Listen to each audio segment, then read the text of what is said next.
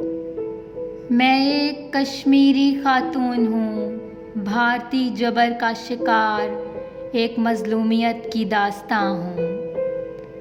मेरी आंखें आंसुओं से नम और चेहरा खून से तर है।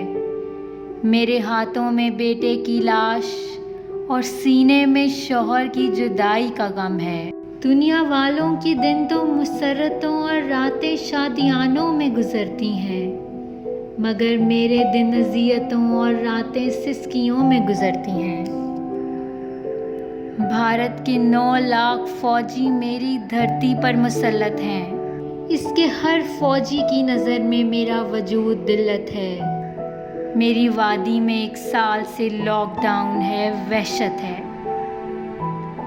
यहाँ की हर औरत पर गालिब फौज की दहशत है।